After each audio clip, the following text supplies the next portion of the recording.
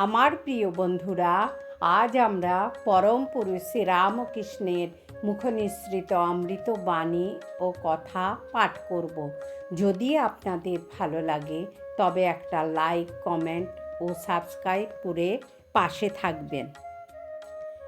একদিন ঠাকুর বললেন, এক সময় এমনটা মনে হলো যে সকল রকমের সাধকদের যা কিছু জিনিস সাধনার জন্যে দরকার সেই সব তাদের যোগাবো।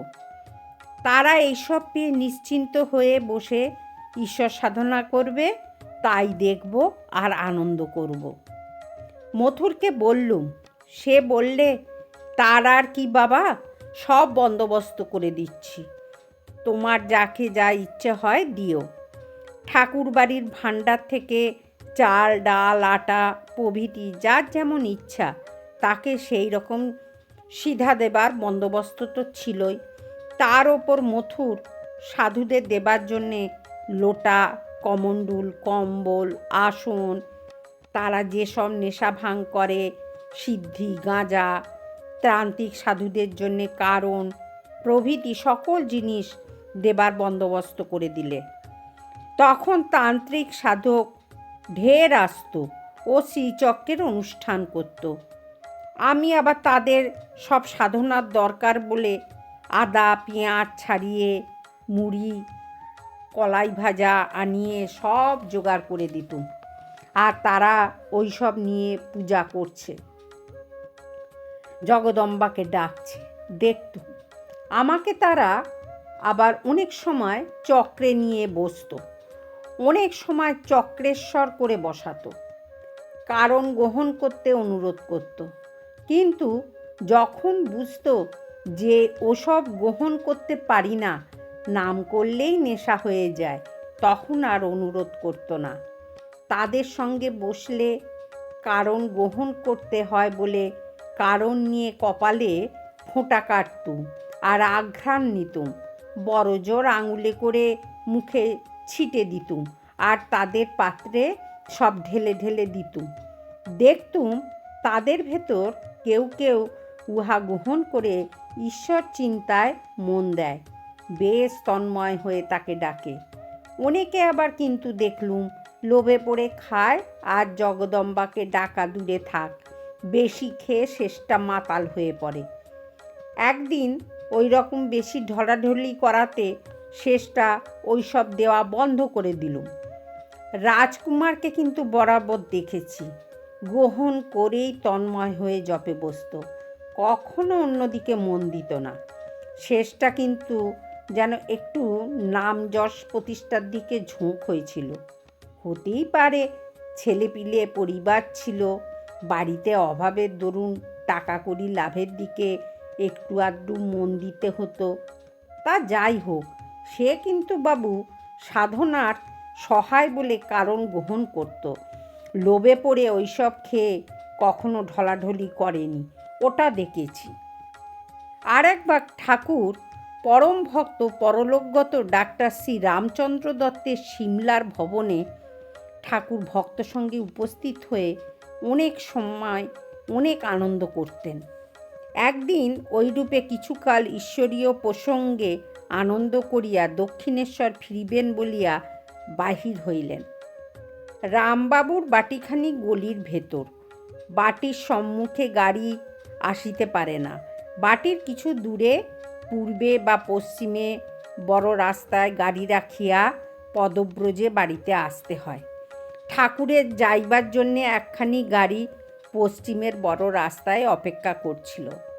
ঠাকুর সেদিকে হাঁটিয়া চলিলেন। ভক্তেরা তাহার অনুগমন করিতে লাগিলেন। কিন্তু ঈশ্বরানন্দে সেদিন ঠাকুর এমন টলমল করছিলেন যে এখানে পা ফেলতে ওখানে পড়ছে। কাজেই বিনা সাহায্যে ওই কয়েক পথ যাইতে পারিলেন না। দুজন ভক্ত দুই দিক হইতে তাহার হাত ধরিয়া ধীরে ধীরে লইয়া যাইতে লাগিল। গলির মোড়ে কতগুলি লোক দাঁড়াইয়াছিল। তাহারা ঠাকুরের ব্যাপার বুঝিবেন কি রূপে? নিজেদের মধ্যে বলাবলি করতে লাগলেন, উফ, লোকটা কি মাতাল হয়েছে হে! কথাগুলি ধীর স্বরে উচ্চারিত হইলেও আমরা শুনতে পারলাম। শুনিয়া না হাসিয়া থাকিতে পারিলাম না, আর মনে মনে বলিলাম, তা বটে। দক্ষিণেশ্বরে একদিন দিনের বেলায় আমাদের পরমার্থ শ্রী শ্রী মাতা ঠাকুরানীকে পান সাজিতে ও তাহার বিছানা ঝাড়িয়া ঘরটা ঝাঁটপাট দিয়ে পরিষ্কার করিয়া রাখিতে বলিয়া ঠাকুর কালীঘরে শ্রী শ্রী জগৎমাতাকে দর্শন করতে যাইলেন। তিনি ক্ষিপ্ত হস্তে ওই সকল কাজ প্রায় শেষ করিয়াছেন। এমন সময় ঠাকুর মন্দির হইতে ফিরিলেন। একেবারে যেন পুরো দস্তুর মাতাল, চক্ষু রক্তবর্ণ, হেতায় পা ফেলিতে হোতায় পড়িতেছে, কথায় এড়াইয়া স্পষ্ট অব্যক্ত হইয়া গিয়াছে। ঘরের ভেতর প্রবেশ করিয়া ওইভাবে টলিতে টলিতে একেবারে শ্রী মায়ের নিকটে উপস্থিত হইলেন। শ্রী শ্রী মা তখন এক মনে গৃহকার্য করিতেছেন। ঠাকুর যে তাহার নিকটে ওইভাবে আসিয়াছেন তাহা জানিতেও পারেন নাই। এমন সময় ঠাকুর মাতালের মতো তাহার অঙ্গ ঠেলিয়া তাহাকে সম্বোধন করিয়া বলিলেন, ওগো, আমি কি মদ খেয়েছি?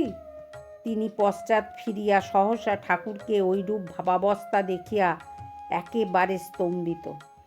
বলিলেন, না না, মদ কেন খাবে? ঠাকুর তখন বললেন, তবে কেন টলছি? তবে কেন কথা কইতে পাচ্ছি না? আমি মাতাল? শ্রী শ্রী মা তখন বললেন, না না, তুমি মদ কেন খাবে? তুমি মা কালীর ভাবামৃত খেয়েছ। ঠাকুর তখন বললেন, ঠিক বলেছ, বলিয়াই আনন্দ প্রকাশ করিতে লাগিলেন। আজ ঠাকুর ওইরূপে কলকাতা যাইবেন, যদু মল্লিকের বাটিতে। মল্লিক মহাশয় মাতা ঠাকুরানী ঠাকুরকে বিশেষ ভক্তি করিতেন। তাহাকে দেখিয়া আসিবেন, কারণ অনেক দিন তাহাদের কোনো সংবাদ পান নাই। ঠাকুর আহারাদি হইয়া গিয়াছে, গাড়ি আসিয়াছে। এমন সময়ে এক ভক্ত কলকাতা হইতে নৌকা করিয়া তাহাকে দর্শন করিতে আসিয়া উপস্থিত। ঠাকুরকে দেখিয়াই কুশল প্রশ্নদি করিয়া বলিলেন, তা বেশ হয়েছে তুমি এসেছ। আজ আমি যদু মল্লিকের বাড়িতে যাচ্ছি। অমনি তোমাদের বাড়িতেও নেবে একবার, গিরিশকে দেখে যাব। সে কাজের ভিড়ে অনেক দিন এখানে আসতে পারিনি। চলো, একসঙ্গেই যাওয়া যাক। এইবার ঠাকুর গাড়িতে উঠলেন।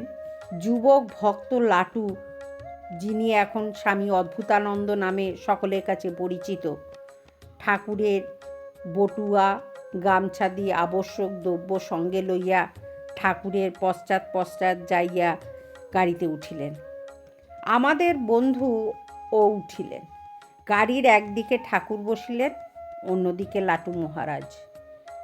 গাড়ি ছাড়িল এবং ক্রমে বরানগরের বাজার ছাড়াইয়া মতিঝিলের পাশ দিয়ে যাইতে লাগিল। পথের মধ্যে বিশেষ কোনো ঘটনা ঘটিল না। ঠাকুর রাস্তায় এটা ওটা দেখিয়া কখনো কখনো বালকের ন্যায় লাটুকে জিজ্ঞাসা করতে লাগলেন, অথবা এ কথা সে কথা তুলিয়া সাধারণ সহজ অবস্থায় যেরূপ হাস্য করিতেন সেই রূপ করিতে করিতে চলিলেন। বন্ধুরা, আজ এই পর্যন্ত। আবার আমরা আগামীকাল পড়ব। আপনারা শুনবেন, কিন্তু খুব ভালো লাগবে। মন প্রাণ আনন্দে পরিপূর্ণ হয়ে যাবে। জয় ঠাকুর, জয় মা, জয় স্বামীজি।